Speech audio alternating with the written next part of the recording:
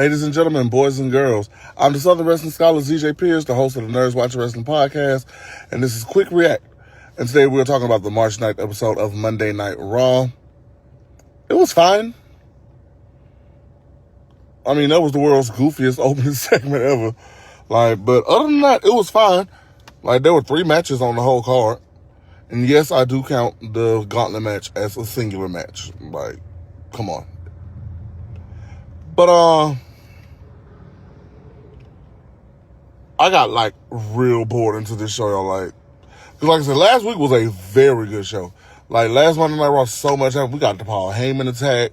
We got the title change with Penta winning. And this week just started off mad goofy. Let's go and talk about it. If you're ready, I'm ready. Tag me in. I slept because I refused to work for WWE. So Adam Pearce starts the show off saying that he needs to talk to Seth Rollins about his actions over the last couple months, I guess. And this leads to a bunch of masked men coming out and, running around the ring, running in and out the ring. Who is it? Who is it? Which one is Seth Rollins? Which one is Seth Rollins? Eventually, Seth Rollins being unmasked in the ring as he stands face to face with Adam Pearce. Adam Pearce is concerned that, yes, Seth Rollins is getting away with these attacks on the Division now, but worst case scenario, what happens when you don't get away? Because your shoulder is still injured. You're not 100%. You're not medically cleared to compete. This then brings out Division, or Austin Theory, Logan Paul at this point, but the Division's dead. And they say that they're Seth Rollins' worst case scenario and get in the ring and try to attack him. Seth then puts his mask and hood back on, and the masked man get in the ring and they do the shuffle thing again. Shuffle, starts running around. Can you find Seth Rollins? I can find Seth Rollins. Where's Waldo? Bruh. And they run through the crowd. This then leads LA Knight to come in and try to attack Logan Paul and Austin Theory, but obviously the numbers get the better of him before the WWE World Tag Team Champions, the Usos, come out and make the save and get the jump on what's left of the Division. They are the appearance at this point. They are not Division. And then, obviously, Jey Uso runs it back. Backstage, Jackie Redmond asked Usos if they have anything to say about what CM Punk said last week. And they said they do. So, can't wait for this. Next, we had the Women's Intercontinental title match. Number 1 contender, Gauntlet. It started off very good. It started with Lyra Valkyria versus Io Sky. And they put on a brilliant back and forth match with Io Sky ultimately gaining the first fall after the moonsault, which then gave us Io Sky versus Raquel Rodriguez.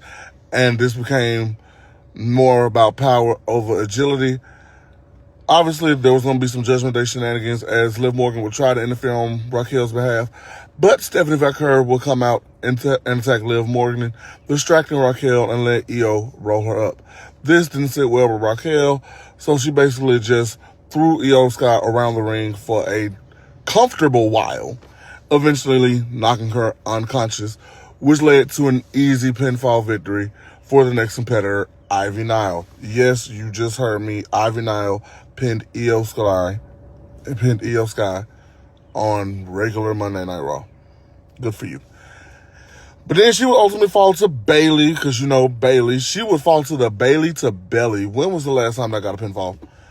And finally, Bayley would have a very good match against Asuka, playing off their history not only from NXT, but from Damage Control. Anybody remembers Damage Control? But again, a tremendous back and forth match where Kairi Sane would try to interfere on Asuka's behalf, but was stopped by Lyra Valkyria.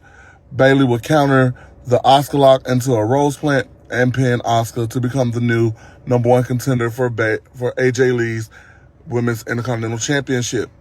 That match is going to be slated for next week, and I honestly can't wait because the only time they've ever competed against each other was a Divas title match back in NXT in 2013, and now that Bayley is on the main roster with AJ Lee, they're about to put on a stonker. I'm gonna love it. Danhausen curses the OG El Grande Americano before his Intercontinental title match with Penta because he wouldn't let him try on his mask. Yep. So before the match, Penta comes to cut a beautiful promo thanking us for standing by him for this year as he's made this journey to the Intercontinental Championship, and says that this championship is the result of never giving up, and he's never going to give up on us because we never gave up on him. He is Penta y Cero Miedo. And then the Ludwig Kaiser variant of El Grande Americano comes out and has the match for the Intercontinental Championship because, like I said, Danhausen cursed the OG Americano, and after Danhausen, if you watch closely, after Danhausen leaves the shot, you can see Rayo and Bravo sneaking up on El Grande Americano. Like, because, you know, I pay attention to the background because a lot of stuff be happening in the background now. But El Grande Americano Kaiser variant and Penta had a very fun match for the Intercontinental Championship, ultimately with Penta hitting the Penta driver to pin the the other Americano. Dominic Mysterio blames Finn Balor for why he lost the Intercontinental Championship and asked him if he went and got a rematch for him.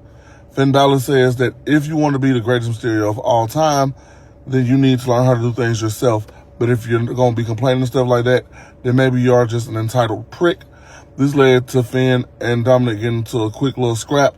And as Finn was about to hit the John Woo dropkick, Jordan Devlin McDonough would go ahead and turn on Finn Balor, clothesline him, and the 4 members that's left of the Judgment Day would beat up Finn Balor, with Dominic Mysterio hitting a 619 with the ring bell hammer in his boot and hitting a frog splash with the assistance of a chair.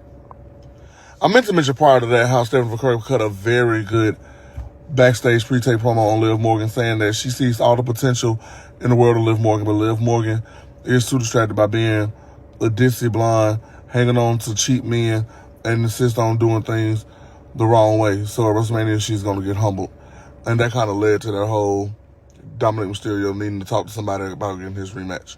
But yeah, that whole thing with the Judgment Day was very, very good. Finn Balor finally is out of the Judgment Day, and he has his OG music. So, hooray. But can we now not call them the Judgment Day anymore? Now that Finn Balor is gone, can we now not call them the Judgment Day? Because they're not the Judgment Day no more. There's no Edge, there's no Rhea Ripley, there's no Damian Priest, there's no Finn Balor. Like, boom. Obafemi versus Rusev happened. Obafemi won with the fall from grace. And in the main event segment, CM Punk comes out to cut generic promo number 18 on Roman Reigns and the World Heavyweight Championship, leading up to WrestleMania, woo-woo main event, all that, before he is interrupted by Jimmy and Jey Uso. Jey Uso, just off the cuff, you need to apologize. CM Punk says he's not apologizing to Roman Reigns, but Jey Uso says Punk needs to apologize. Punk tells Jey he's not apologizing to Roman. Jimmy, trying to let cooler heads prevail, said this isn't about Roman Reigns. This is about disrespecting our family, which you did.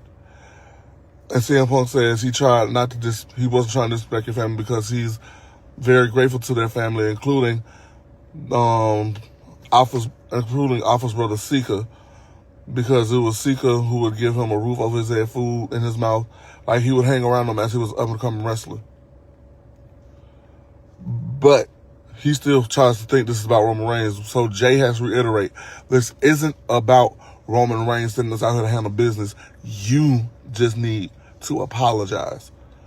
And CM Punk shakes their hands and says he's sorry that Roman Reigns has brainwashed them into thinking that there's something they're not. Roman Reigns gets to treat them like crap for 5+ years, and he doesn't have to apologize. And that Roman Reigns isn't man enough to come out here and handle his business on his own, so he had to send his 2 young boys. This led to a quick shoving match between Punk and Jey, where Jimmy just clocks him with a right hand, leaving CM Punk's jaw on the floor as the Usos leave. Like I said, very fine episode of Monday Night Raw. Let me know what you thought of the video or of the show in general in the comments down below. Please remember to like, share, follow, subscribe, all that good stuff. And if I could leave you with anything today, I will leave you with Psalm 73:26 that says, "My health may fail and my spirit may grow weak, but God remains the strength of my heart. He is mine forever." The Lord God is your strength in everything you do because he loves you. You are of his image. Everything that you have is because of him, and his glorious presence will never leave you.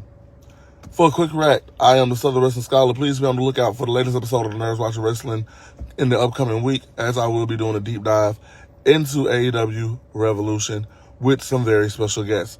But in the meantime, please continue to share these around. I thank you all for your watching. My name is ZJ Pierce. I'll see y'all next time.